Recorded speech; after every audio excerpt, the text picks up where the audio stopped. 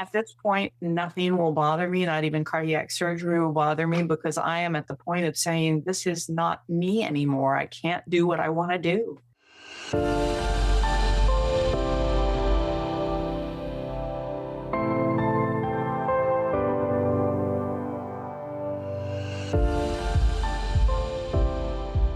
Welcome to Imperfect Heart, a place for you to join me, Jeff Holden, in conversations, discussions, and dialogue about our hearts and the impact myocardial bridges have on them. We'll talk with healthcare professionals, those in related fields that support our condition, and others just like us with stories of their myocardial bridge experiences. It's my intention for this content to inform, educate, entertain, and even motivate or inspire you in your personal journey on dealing with a myocardial bridge. Most importantly is to have you leave each episode with hope, knowing you're not alone and that what you're experiencing is real. I could not be more excited to share what I'm about to share with you as I begin the program today. Many of you have not yet had surgery. Many of you may not even have had complete diagnosis as to the severity of your condition other than to be in various degrees of discomfort or pain. And depending on that severity, concern for your very own lives. I get it. Uncertainty of our condition is one of the worst places to be. I have had many inquiries from listeners to the Imperfect Heart episodes, each one as unique as the other and each one as moving. For me, these are quite emotional as I understand where many of you are coming from. However, I focused on the medical and post-surgery stories of those who have been fortunate enough to have been unroofed to date. What I've seen, in addition to those incredible stories of perseverance and pursuit to accomplish the goal of proper diagnosis, to relief of symptoms through the most appropriate means, is that many of you are still in the process stage, still wondering what's wrong, still waiting for formal tests to determine if surgery is an option, a relief of the symptoms our bridges create. As a result of what I'm hearing from you, I've decided to add a second monthly episode within Imperfect Heart called Journeys. I'll talk with people like so many of you that have not had a formal diagnosis yet, that have gone from fully functional adults to couch potatoes, unable to do much at all due to the severe chest pain activity creates. Journeys will be the variety of stories we'll hear on the steps others have taken or are taking prior to surgery. We'll stay in touch and post their progress, or lack thereof, on the website myimperfectheart.com, so you can see exactly what's going on with them in a very linear fashion. Journeys is meant to be everything up to the surgery that may help others in the same space, looking for answers, debunking myths, and taking their health into their own process of advocacy. My first guest and the catalyst for this decision to create Journeys may surprise you. She's an MD, a doctor, a 66-year-old retired board-certified internal medicine physician with the same condition with so many similar attributes that we've all come to know when you have a myocardial bridge. She's a native of Illinois, graduate of University of Illinois College of Medicine, and is now retired in Salem, Oregon after practicing there for 21 years. She's a mother of 3 adult children, has been married to her husband, Ed, also a doctor, for 42 years. I'm very humbled to welcome Dr. Linda Cunningham to the program. And yes, this is our first interview with an MD on our side of the table. Linda, welcome. Thank you. I'm happy to be here. Oh boy, it sounds as if you were just settling in to enjoy the fruits of your labor, and then this. I had actually retired in 2015, so I had settled into retirement. But yes, this is a diagnosis, and mostly since January, my increasing symptoms have put a huge damper on my physical activities. So it's interesting because we've had other guests on the program, and everybody's situation is different in terms of the way the symptoms appear. Mm-hmm. Some over a long period of time that they've known something was wrong and they were getting the improper diagnosis because nobody was thinking heart. Right. And then others like you or I, where all of a sudden everything was good and then it wasn't. So, Well, actually, it wasn't for me. I was astounded when I looked back through my medical records. I saved things from visits and all. I had actually been complaining of chest pain on and off since 2006. uh, And I had just completely pushed it out of my mind. I looked back, though, I had had EKG, I had had an echocardiogram, I had had physician visits, I had had ER visits. I totally ignored them or felt that because nothing was found on those tests and because I had been a marathon runner or was still a marathon runner at that mhm. point, that it couldn't possibly be my heart. There is a word for that. Denial. Yes. The subtitle of my life is Denial Runs Deep. And so many of us go there, and it's detrimental in the long run. Of course. Yeah. So tell us a little bit about your love of sport, the things that you've been doing that you no longer can do at this point, but how experienced you were and how active you were prior to the symptoms. Well, I had always been an active person. We love to hike, backpack, snowshoe, downhill ski, kayak. I had been a marathon runner, a triathlete. We had taken long distance bike rides. You know, you name it. I'd done it. We climbed a mountain here in Oregon. You know, I pushed myself and I enjoyed pushing myself. It felt good. In my marathons, I was, I wouldn't say competitive. I didn't qualify for Boston, but I came very close. Mm-hmm. And so I really wanted to push my body to see how far I could go. One of the times that led to an emergency room visit was after a long run of about 20 miles training for a marathon. I decided on the hill coming back up to our house, I'd push myself. Well, that didn't work out. I had chest pain, ended up going to the emergency room. And of course, they found nothing, even though they did usual cardiac enzyme testing. And so I got sent home. But then it was a few years later when I had chest pain that kind of came on and off with lesser exercise that I finally went in and said, something has to be done. Then I was admitted, this was in 2017. Mm-hmm. I was admitted to the ICU and I had an angiogram done. And the doctor who did my angiogram said, good news, your coronary arteries look beautiful, wide open, nothing wrong, except you have this little bridge. But lots of people have that, and it's nothing to worry about. Just keep your heart rate low. And I was about to take off on the Camino de Santiago, which is a journey across, hiking pilgrimage across northern Spain. And we ended up hiking 400 miles in 40 days, and hiked up over the Pyrenees and several other mountain ranges. And I got chest pain. And I vividly remember going into a pharmacy in Pamplona, Spain, and picking up Zantac because I thought, oh, I'm getting heartburn again. And thinking that that was the answer. Well, obviously it wasn't in retrospect. It was the bridge giving me problems. Yeah. And not knowing, I mean, none of us know what that's going to cause when we experience the chest pain. And in my case, the vasospasms would create ventricular tachycardia. Almost as it got worse, almost every time, if I had a severe vasospasm episode, I would go into VT. And to the point where I was wearing the life vest because they were afraid if it was sustained, I'm going down and something needed to bring me back. Mm-hmm. And I say that because that same, again, the denial, we do what we think we can do because it's certainly not our hearts. As you're out hiking 400 miles, anything could have happened. Right.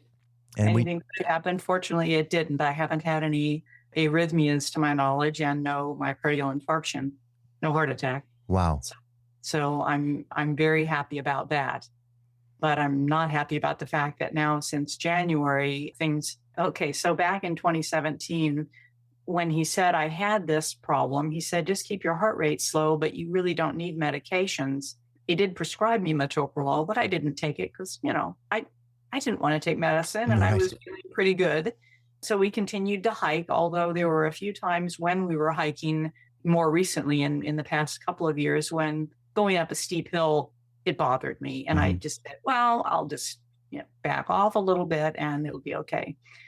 Until early January, and we did a hike that we had done before, but going up a hill, I experienced the pain, and even coming down the hill, it was still there. And I said, oh, this isn't good. A few days later, we went snowshoeing at about 4,000 foot elevation, and I had it pretty much the whole snowshoe trip. Mm-hmm. I said, I need to check this out.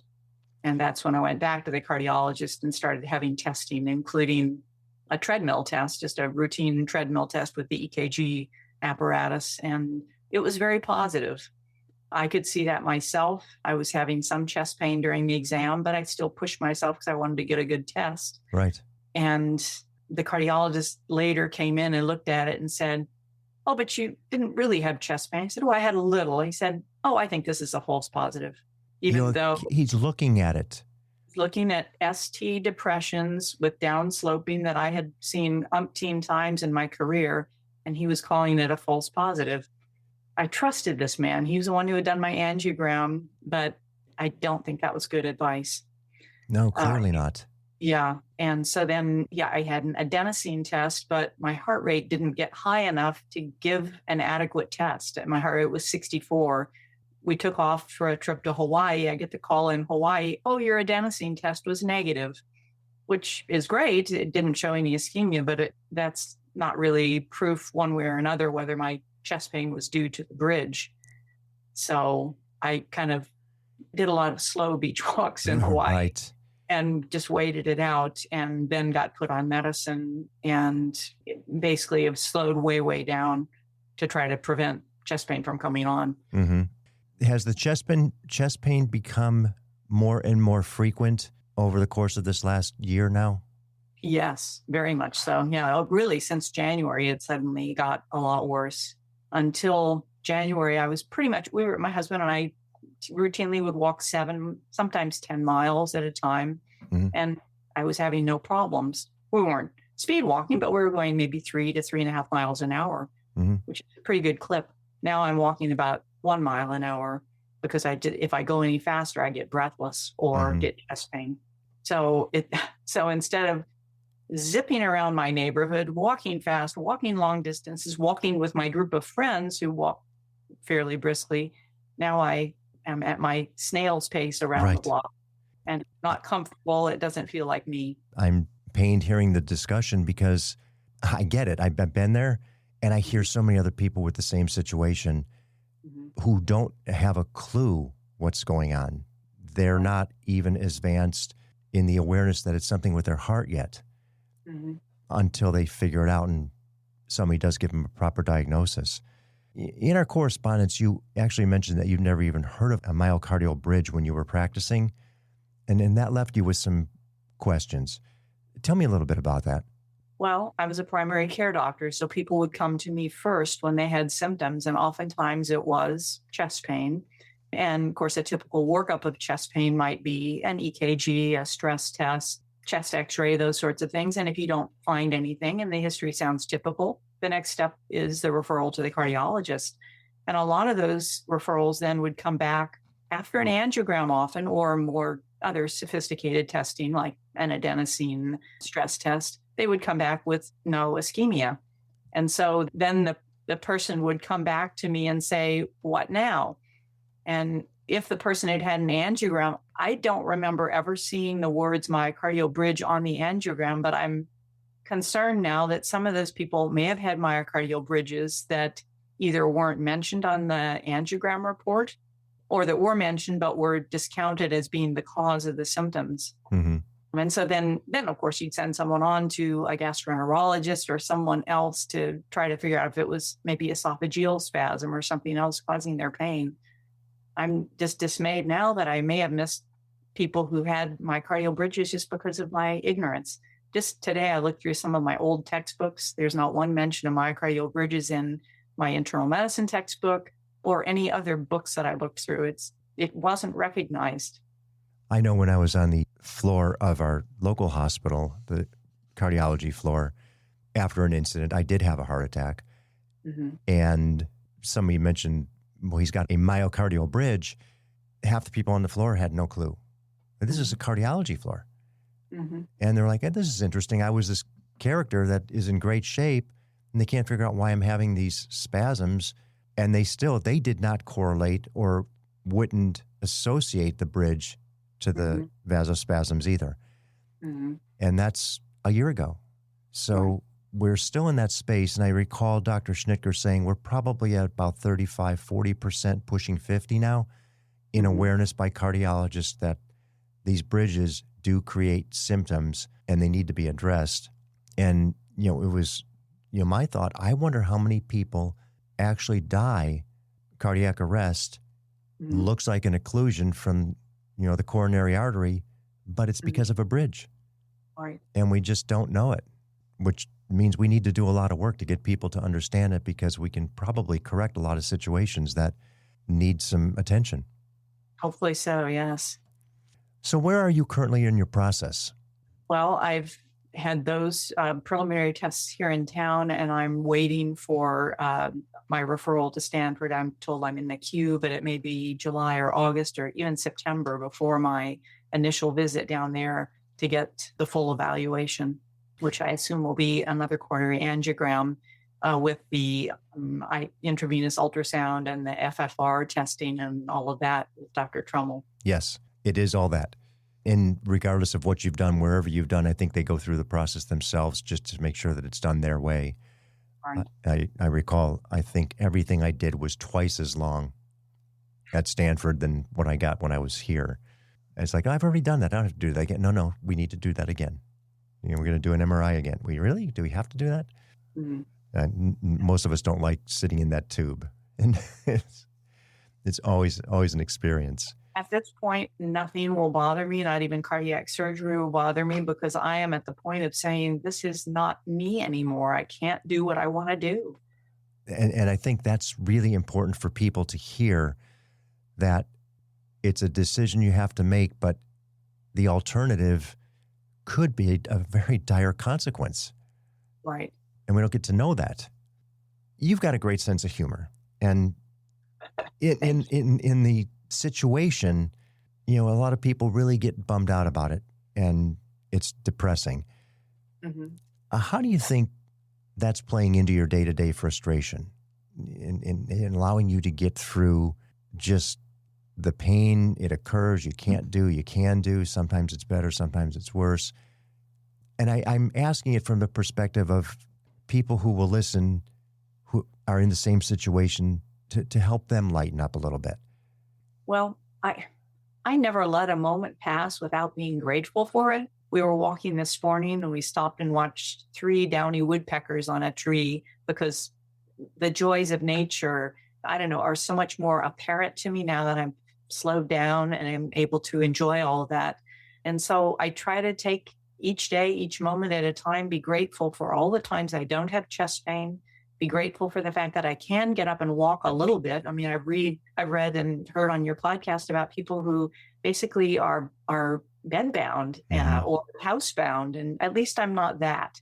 I can still get out a little bit and do some activity. So I just try to maintain that standpoint of gratefulness for what I can do still, and gratefulness for each day, and grateful that I'm at a place where I can go to Stanford.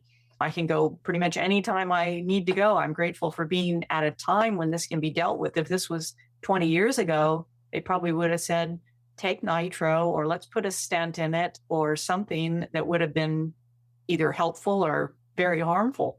Mm-hmm. So I'm happy that I'm in 2023 and I'm getting diagnosed now. That's just an incredible attitude, and I love it. So if there was one thing from your experience to date that you would say has been most critical so far on your journey, what would you say it is? Making sure that I did the background work. I checked out what needed to be checked out to get myself farther along, because I'm afraid if I had stuck with the advice I was getting, I would have been stalled. And so I'm happy that I pushed things and said, no, I need more information. My husband was doing all kinds of research on the internet, also trying to help me out. And we together decided that Stanford was going to be our best bet. So partly that, I'm grateful, very grateful for my husband. He's a gastroenterologist, but he pinch hits. It's a primary care doctor too sometimes. I'm grateful for my children Our daughter is an ICU nurse, and I'm so happy that she said, "I'll come out and help take care of you when you have surgery, or if you want me to be there at the time of surgery or right after, I'll just drop everything and come running." Our sons have also been very supportive. So That's I'm wonderful. happy for all of that. That is great to hear. I want to read something from our first correspondence to give everybody a perspective of your perspective. And it goes, so I'm a doctor, athlete, chest pain denier, anxiety-prone myocardial bridge patient who's gone from walking 7 miles a day on average in 2022 to a recliner. I've Right. gone from fear and dreading surgery to bring it on. Right. I've gone from believing my cardiologists to getting angry and frustrated by sheer ignorance and to trying to convince them to take it seriously, telling them I needed more testing, telling them the best medical centers for dealing with this, trying to convince them that this should be a subject for continuing medical information at cardiology meetings. I can't applaud that enough. I mean, I think it says everything. You're accepting it. You want to get it dealt with. And I think we all agree we need to get the cardiology community aware that this condition is real. It creates symptoms. It can be debilitating. And at least in my opinion, I believe it can kill people. I actually followed up on that idea of cardiologists not getting enough education on this. And I emailed the organizers of the last American College of Cardiology meetings and asked, has this subject been covered? They did have a panel discussion in March, and Dr. Trummel was on the panel, and they had a debate about whether they told me that, yes, they had this panel discussion and then a debate about whether myocardial bridges caused symptoms and what was to be done. So it is out there. People are hopefully attended the panel discussion and are learning about this more. One of the other things that has really, been important to me was being taken seriously and taking myself seriously. Before I realized that all these chest pains were due to a bridge. I thought I was suffering from bad anxiety disorder or somaticizing, which is what we say in medicine. Some people say it's akin to hypochondria, but it's really just noticing symptoms and, kind of pushing those to the forefront. But now I realize I'm a little anxious, but mostly it's this. It's the myocardial bridge, the chest pain and the shortness of breath that were making me anxious. And I would get anxious in situations where I had to speak in front of a crowd or something like that. And I think a lot of it was due to that because I would get pain. I would get pain with any sort of stressful situations, strong emotions. And wow. That was very, very uncomfortable. It is very, very uncomfortable. So I'm trying to stay very mellow now. So being taken seriously and knowing that there's a true physical problem that's causing this rather than me just being anxious, it really helps. Yeah, there's credibility that comes with the MD at the back of the name as well. Well, yes, that too. I can't wait to follow you through the journey. I hope that you can get into Stanford sooner than later. Yeah, keep pushing, bang on him, beat on him. Where am I? What's happening? Yes, I'm on a first name basis with Joy. Oh, geez, okay. The intake coordinator. Yes, she picks up the phone and says, "Hello, Linda." I love it. Good, Yeah. good. So, yes. I don't know how many MDs they actually have with the condition that they've treated. I wonder if any at this point. I'm also more than happy to be in their studies, whatever the study involves, because anything that can advance medical science is fine with me. And that's part of the intent of the podcast as well, is to make it a conversation, to at least address it in some way and think, could this be what this situation is that this particular patient or person is experiencing? Right. Because when you hear the stories, not only are some of them so painful because they can't get to a proper diagnosis, and the majority of us that are participating in the Facebook group pages see it so often. It's frustrating to think that a cardiologist who sees it every bit as often can't accept it or see that this is really a condition that causes problems, and they don't get better over time. No, They only deteriorate. Correct. And I'm thrilled to have a doctor on as well, because you look at it from a different perspective. And if you see it from the perspective of the patient and can share it with your constituents and the other doctors, maybe that will get a little bit more attention. That was part of my hope. I recently discussed this with my own primary care doctor, who also had not heard of myocardial bridges, but educated himself about this. And I said, please put the word out to everybody you know that this is a true cause of chest pain, exertional chest pain. It needs to be taken seriously, and it needs to be evaluated with more testing than what they can do here in town. Mm-hmm. This is a condition meant for tertiary medical centers. Yeah. Well, thank you again so much for your contribution. I really appreciate it. And I am looking forward to the continuation of your story that hopefully you'll share with us. I will put it up on the website for people to simply see what's happening with Dr. Cunningham as you continue along your journey. I will definitely let people know. I believe in it, especially in a situation like this. I'm very willing to share any, even personal medical information, if it can help other people. If I can help any other one person, I will be happy. Thank you so much. And I agree. I think we all threw a little bit of HIPAA out the window when we started this conversation and the podcast and certainly the Facebook page. And it's just in the interest of those who haven't had the good fortune. And I say that from my perspective, you're not quite there yet until you get to Stanford, but the good fortune of the surgery and the recognition that it really does improve the symptoms. They pretty much have been gone for me for a year now. Good. So I'm so happy. I was so thrilled when you said you had taken this long bike ride and you were asymptomatic. And it just, I thought, I hope that is me. I hope I can hike again. Hope I can go snowshoeing. With that attitude, you absolutely will. I hope so.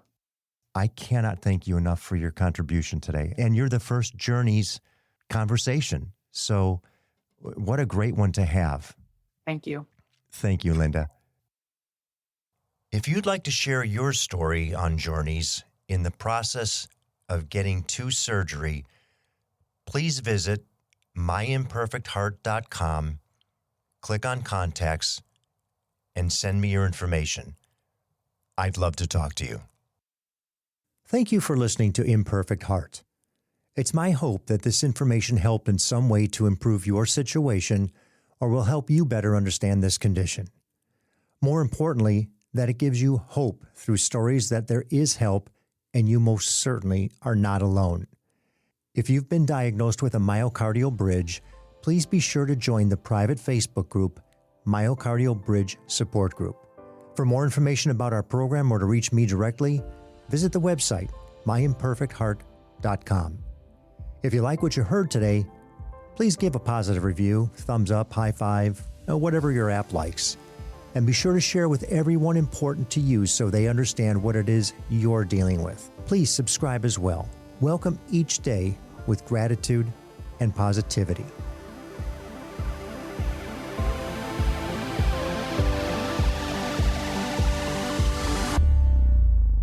The views and opinions expressed in this program are solely those of the host and the guest and are not intended to provide, nor are they a suitable substitute for, professional care by a doctor, therapist, mental health professional, or other qualified medical professional.